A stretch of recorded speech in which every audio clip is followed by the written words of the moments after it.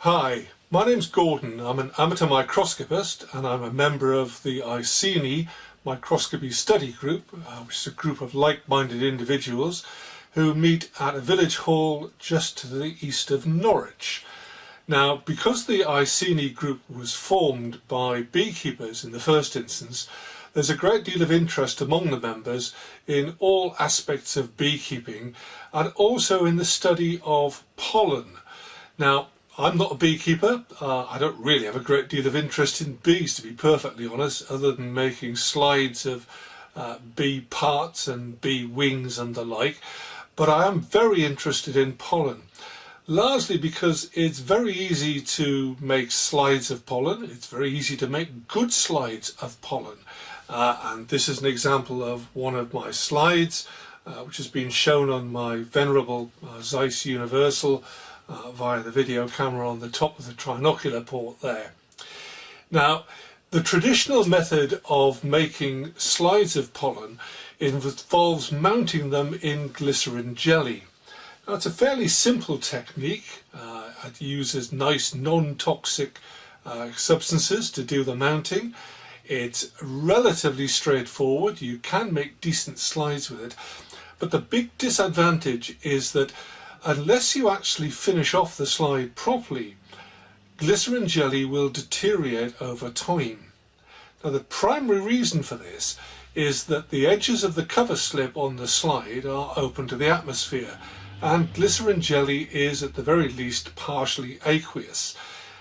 Over time, the water evaporates at the edges, the glycerin jelly shrinks, and I suppose ultimately the slide will become unusable. Which is a bit of a shame, really, because we put quite a bit of effort into making these slides, and it's nice to be able to look back at them over time. It's nice to make up your own reference collection as well. So how do we actually get around this problem of slide deterioration? Well, let me show you first of all an example of a traditionally made pollen slide, one that I made myself, which has not been treated. And this is a slide of lily pollen, and as you can see, it's been rather neatly labelled. I try to label all of my slides relatively nicely, and you can see the cover slip right slap bang in the middle of the slide there, but all you can see really is the bare edges. Now, the problem with this is that over time this slide will deteriorate and will become unusable. The way in which we get round that is that we apply a ring of a sealing compound around the edge of the cover slip. Now, that sealing compound can take various forms. In the old days they would use an asphalt based ringing material, or shellac, basically an insect derived varnish which is dissolved in alcohol. Now, the problem with that is that shellac, it's like French polish. It's all fine and dandy, it looks nice, it sets quite hard, but it's not particularly solvent resistant. And because we use quite a lot of solvents in microscopy, if you get alcohol onto shellac, it does tend to ultimately cause it to deteriorate. And alcohol is one of our more popular cleaning compounds apart from anything else. So here's an example of a slide that's been properly ringed. Again, it's a pollen slide. In this instance, it's elderflower pollen, and you can see that the edges of the cover slip are now defined by a dark red ring. Now, this is again is one that I did myself. I'm no particular expert, but I found it relatively easy to get to grips with this process. And it does have the advantage of making the slide, in effect, almost permanent. Slides like this that are ringed, even if they're made with glycerin jelly, will last upwards of 50 years quite happily without any significant deterioration. But it does require a bit of an understanding of the process and a little bit of practice and a bit of skill to be able to achieve this, and the correct materials for ringing. So what this video is about and it's the first in hopefully a series of 3, this is about the selection of the appropriate equipment to ring slides and the selection of materials that will allow you to produce something which looks as nice as this and which is nicely permanent. This ring on here is almost impossible to scratch off. It's far better than the old ones, and that's by virtue of the particular sealant that we use to produce that ring. But first of all, let's have a look at the equipment that we use in the process of rigging. And I'll show you first of all a typical poor example of what's called a ringing table. Bit of an explanation first. Ringing tables basically consist of a platform that you can rotate and effectively a rest where you can hold a paintbrush down which is dipped in your sealant.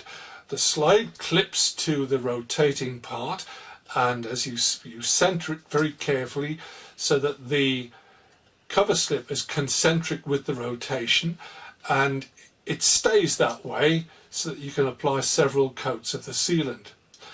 All sounds very simple. It is in principle, but there are a number of pitfalls with some of the designs of rigging tables out there that you should be aware of. They can be fixed, but the fixes are in some instances only a compromise. So let's look at the first one. This is an example of a fairly typical ringing table. Consists of a rotating table with a pair of slide clips on there intended to hold the slide firmly in place while this rotates. A nice heavy cast base, so it gives it a bit of stability there, so you're not likely to cause bending when you press on it. But it's got a number of disadvantages. This particular one, although it looks as though it spins nicely, has only got a very small area at the side where you can actually get any purchase on it to spin it. It's got a little bit of knurling on the top there, which you can probably just see, which is intended to provide a little bit of a grip, but it's not very effective. And if you've got this on a table and you spin it with your finger, that's probably about as fast as you can get the thing to spin. The only other way of spinning it is to get hold of one of these stage clips and use that to provide some purchase. Problem with that is you risk moving the slide when you spin it, so that's not going to help you very much when you're trying to apply multiple coats of the sealant to cover the edge of the cover slip. In addition, these stage clips have got this really great curve at the top here which gets in the way of this device. Now this device is intended to hold your brush in the little recess in the end of it so that you can hold your brush in the correct position to apply the sealant. There is a very good way of actually dealing with the potential problems that this can actually give you in use, and that is to take it and do that. Throw it away. It's a total waste of time. The problem with it is that it tends to wander around, so it doesn't help to hold your brush in position.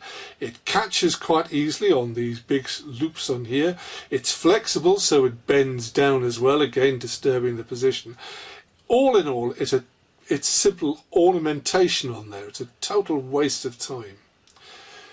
Now the other problem with this particular example is that you perhaps have noticed that the centre is a different colour to the rest. This is all chrome plated, that is brass. Wasn't like that when I first acquired this, and I acquired this second hand at a Microscope meeting. The problem was that I could never get it to work properly. The slides would not sit flat, and the reason for that is that the table spins on a single ball bearing which is located in an indentation on the underside of this table. So how did they put the indentation into it? Did they drill it? No. They put a punch in there and whacked it with a hammer. And the problem with that is, although it produces a very nice indentation on the underside, it also produces a corresponding lump on the top, which is why none of my slides would sit flat.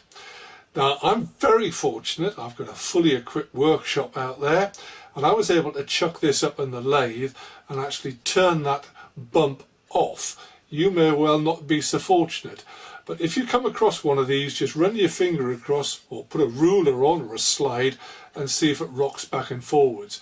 If it does, and you don't know anybody who's got a lathe and can flatten it off for you, walk on, because it will not work for you. So that's a fairly poorly designed piece of kit, poorly designed, and it was badly manufactured. The ball bearing inside there was made of what I like to refer to as industrial cheese. It had corroded, it was utterly useless. This would barely rotate, and when it did, it was rumbling as well, so not very nice all round.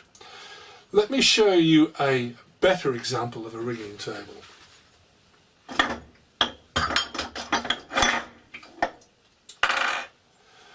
This is one of my favourites. This has been modified quite extensively by myself. In the first instance, the bearing in there was not very good. I took that out. I replaced that with a good quality stainless steel ball bearing. The pivot pin was replaced with a stainless steel dowel pin, all precision made. So now when this one is spun, it will simply keep spinning and spinning and spinning. It goes on for absolutely ages with barely a touch on the edge. As you can see, it's nice and smooth, works absolutely beautifully. That will just keep spinning for a good minute or so, unless you start applying a brush to it, in which case it'll slow down.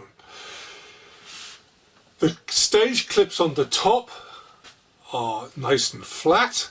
They press down at a location which is close to the center line of the microscope slide, so it holds it flat. I've added an addition to this. I've added this little post on the top, and the reason for that is that I can now get hold of that post with my finger without any risk of disturbing the slide and give it a good hard flick. And as you can see, it's rotating very quickly, and it will keep rotating. It'll rotate for ages again. It gives you plenty of options for controlling the speed nice and easily. It had one of those nasty little clips on for holding the brush. I did the decent thing and filed it in the waste paper bin. And I have fitted to this one of these, which again I've made myself. I've made it on my lathe, but doubtless you could knock up something yourself. I enlarged the hole there, and that plugs into it like that. The advantage of that is I can now rest my hand on that while holding a paintbrush, and my hand is now held absolutely still. That palm rest, it just sits in the middle of my palm, makes it absolute doddle to control the paintbrush without actually running the risk of touching any part of the slide or the rotating mechanism. It's a well worthwhile improvement doing to it. But this is a really, really good ringing table. I have another one as well. Very similar design. This one's got a larger ball. This is actually the one I use most of all because it's got a larger ball on there, and this one actually spins even better than the other one. It's absolutely superb, extremely smooth, very carefully lubricated. But it's worthwhile pointing out that neither of these two was actually working properly when I got them. Again, I bought them second hand. I always buy these if I see them because they're having more than one allows you to do essentially a program of work on slides. You can do a production line while you're ringing one. You've got two others which are actually drying between coats. Usually when they machine these, they don't clean out the undersides properly, so you'll find little bits of swarf inside the pivot mechanism in there, probably hardened grease. People will insist on putting grease in these things, and grease, because it's sticky, will actually cause the whole thing to slow down and probably ultimately bind rock solid as the grease hardens over time. What you need to do is to dismantle it, clean out all the swarf, replace the ball bearing and the pivot pin if you're able to, and lubricate them with sewing machine oil. That's what I use. I have a bottle of it sitting up on my shelf. Very low. I've got about 5 lifetime supply in there, but it's very cheap. I think this only cost me about £3 or £4. Gets used for all other manners of purposes around the house. but it's a nice light oil. It's quite liquid, you can see it slopping around in there. But most homes that have got a sewing machine will actually have a little bottle of sewing machine oil tucked away somewhere. Scrounge some of that while your partner's not looking and use it for lubricating your ringing table. You won't regret it. It's the ideal material for the purpose. So that's the ringing table. These ones now are becoming difficult to get hold of unless you buy them second hand.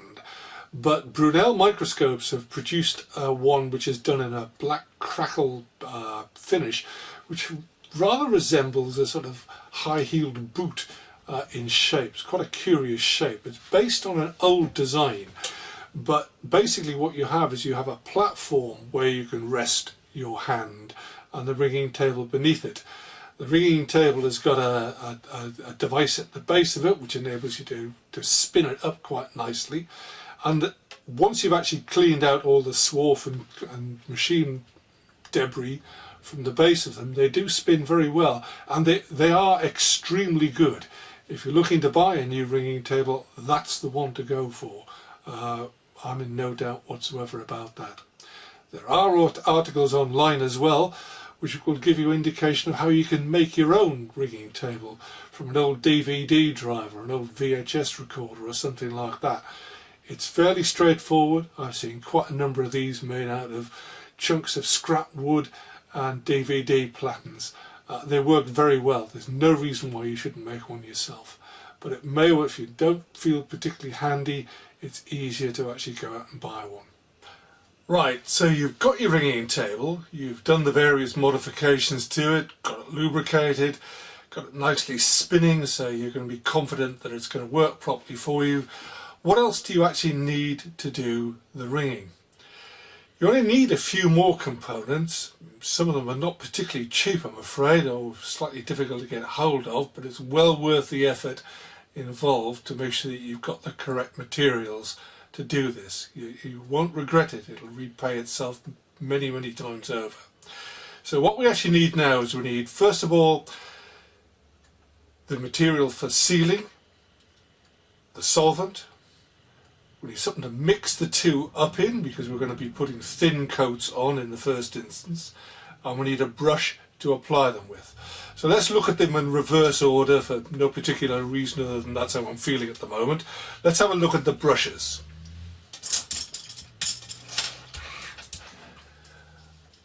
I have a variety of brushes that I use for ringing, but they've all got one characteristic in common. They are all sable hair brushes. And it's very important that you use sable hair brushes. The reason for that is that sable hairs are tapered, and this allows the paint to be pulled off by capillary action as the slide rotates underneath it and you touch the paint loaded brush to the edge of the cover slip. Nothing else will work properly. They must be sable. I can't stress that too much.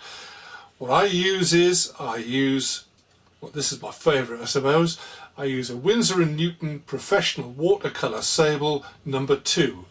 I've also got a number 1 which I use fairly regularly, and I've got some long ones as well, ones with very, very long sable hairs on them. I don't use those very often, but they are useful now and then. So that's the brushes. Just remember, the brand is not so important. The fact that they are sable is very important. It must be sable. And something like a number 2 or perhaps a number 3 Winsor & Newton, you won't go very far wrong with that. So that's the brushes. We now need something to mix the sealant and the thinners up in. That can be as cheap as you like. My mate Peter Sunderland uses these. These are tablet containers, used ones. Awful lot of us are getting old and sick, or old and need pills to keep us going, so we may well have 1 or 2 of these lying around every month. This is my simvastatin thingy, which is supposed to keep my heart from packing up tomorrow. Save them, strip off the aluminium foil around the little plastic wells, and you've got something you can mix the sealant and thinners up in. They won't last that long, they'll certainly last for at least a ringing session, but sooner or later the solvent will actually eat through the plastic. so they are disposable, but they're free, so why worry? I use something slightly different. I was fortunate enough to pick up at a car boot sale that I'd gone to one of these. This is an IKEA kitchen storage jar made of glass. I keep little squares of kitchen roll in it. I tend to cut that up, it's a bit more economical to use it that way. There's also a small square handy there anytime you need it. But the big advantage of these is the lids. The lids have got little indentations in them, which makes them absolutely perfect for mixing up sealant and solvent. And they're also very easily cleanable afterwards. They're also heavy, so they're nice and stable, don't move around at all. So that leaves us with two more things, the solvent and the sealant. Let's look at the sealant, because that really defines the solvent that we're going to use. You can buy ringing cement from the likes of Brunel, one or two other companies will sell it online. It's very often shellac based. Shellac based sealants I'm not over keen on. Main reason for that is that the solvent in shellac is alcohol, and we use alcohol for cleaning stuff with. So if you get alcohol on shellac ring slides, it may have a tendency to dissolve it over a period of time, which is, as you'll appreciate, not a particularly good thing. What we really want is we want a sealant that is not affected by solvents, not affected by changes in temperature, goes on easily, and sets absolutely rock hard. Not particularly easy to get hold of, but there is one which was again recommended by Peter Sunderland, which he's used for many years, and I've been using it ever since he recommended it to me. And it's this stuff. It's called Gliptow. This is a thicker version of this. Is the 1201B version. The 1201 is perfectly satisfactory. It fits all of those criteria that I've mentioned. It is totally resistant to solvents once it's actually hardened off. It's fairly easy to apply. It dilutes down nicely. It's resistant to temperature, and it dries extremely hard. It also sticks to glass and metal like nothing you would believe. It's almost impossible to pick it off a slide with a fingernail once it's gone off. It was originally designed for dipping electronic components such as resistors and capacitors in. It's an insulating enamel. It's an insulating alkyd enamel. It's not used that much for that, although you'll still occasionally see components which are dark red in colour. You can see some has dripped down the side of this jar, so that's the stuff. It's nice and dark red.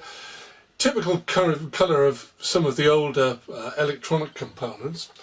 It's generally not used much for that now though.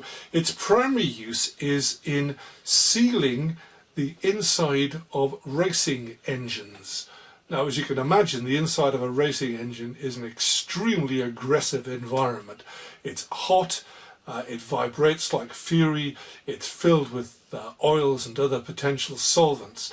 Therefore, any paint that goes on the inside of there has got to be damn tough stuff, which this is. It's used for that purpose because it fills all the pores in the metal and promotes oil flow. So you may be able to get some of that if you happen to know anybody who deals in racing engines. They may be prepared to give you a small jar of it.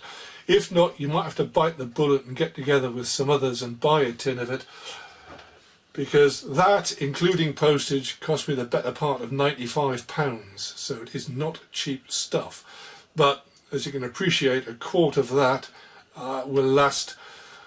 Well, I bought this for the club, and I reckon that this is going to see all of the club members out. I doubt if we'll ever use all of that, to be perfectly honest. Right, the solvent for that is, unfortunately, xylene.